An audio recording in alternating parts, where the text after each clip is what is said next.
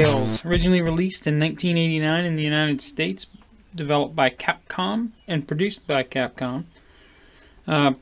Great game for the NES. Recently announced they're going to make a remaster of this with voice actors from the original show for modern consoles. Got a copy right here. I'm going to give a quick little review of it. Got the NES broken out. Going to pop it in and take a look.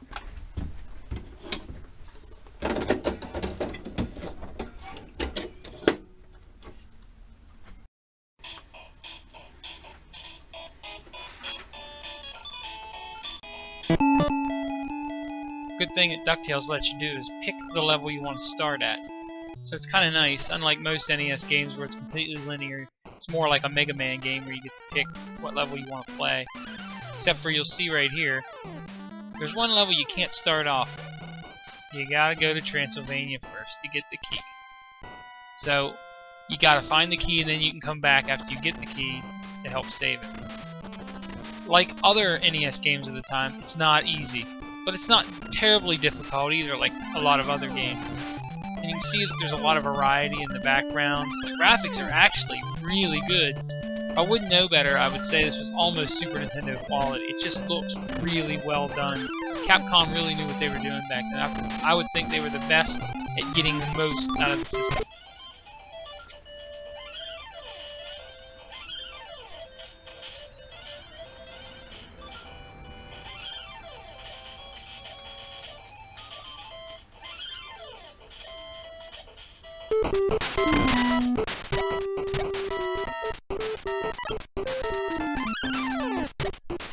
Also, you'll notice the best way to get around sometimes is just a pogo stick around everything.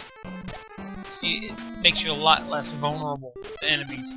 It also lets you get to places you normally can't get to, like up here where there's a secret. You really can't tell it's there until you hop up. It looks like the top of the screen. There you go, you get some free treasure or health. Looks like ice cream cake. Anyway, you hop back up here.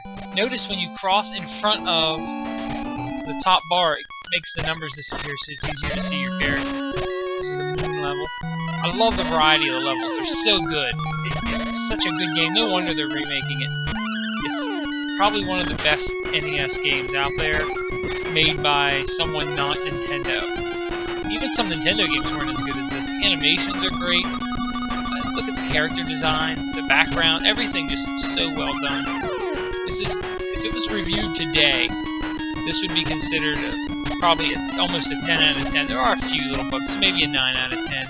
That's what I would give it, because there's a few glitches once in a while you'll see. And also, this is a tricky one. Watch. You'll fall down here thinking, wow, I'm gonna really find something neat. Oh wait, this takes me back to the here's the snow level. It's the Himalayas. You'll notice though, the pogo stick trick, you can't really do it here. Watch what happens. The pogo stick in the snow. You get stuck and then you're held there for a second, so enemies can come and kill you right away. So it knows that a lot of people were going to do the pogo stick everywhere they go on this cane. So it changed the rules on this level to keep you from doing that. The enemies just tear you up.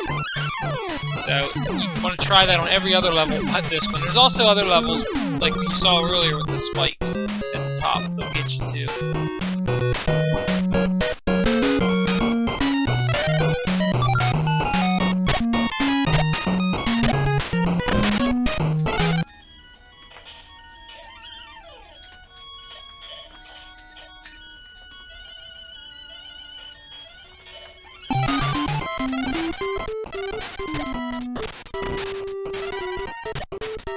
Here's one of those levels I spoke about earlier where you can get caught up by pogoing too much. They put traps at the top. So if you were to pogo up and hit the top, you get hurt as well when at the top. So they know you're going to do this. It was not just the design. They knew you were going to do this. So it's not a flaw in the game where you can just easily go through the game by using the exploit of just pogoing everywhere. They knew it. They knew a lot of people were going to do that, so they added a lot of pitfalls in there. Like here at the flowers, you pogo up, get bit by the flower, and it'll get you. You can't just do that on the top of the flower and destroy it. You have to jump over the flower. So see how it starts biting as soon as you're above it. If you'll get stuck right in its mouth if you use your jumping. Just a little bit tricky here. Just like most Nintendo games, they had a lot of jumping puzzles, and this is no different. Oh, the bee got me. A lot going on in this game. It amazes me that they could get so much in such a little cartridge.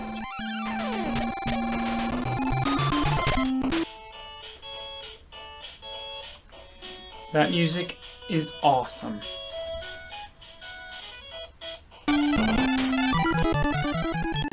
Besides just going from left to right, you also get missions. You'll see there Huey's been kidnapped, so you have to go save him. Here you go. Gotta look for Huey. I hate this level, transforming. It's tough. Not that any of the other levels are any easier. It's a lot more claustrophobic in this one. Get up here and you'll notice, if I ever hop off the rope here. There's a bad guy. Oh, there he is. Let's see how we beat him. When you get up next to a block, you can give it a good whack with your cane, if I do it right. You'll see me hit him, knock him out, then you can go save Huey. And then he gives you a little tidbit. The house has an illusion wall. And you'll see later on, if you continue to play, there are some secrets in this level. I don't want to give anything away, really. Back to the moon level a little bit. They should have made the gravity. That's the only thing about this level. The gravity would have been diminished. Well, thanks for watching, and check out flashbackgamer.com for new and updated videos.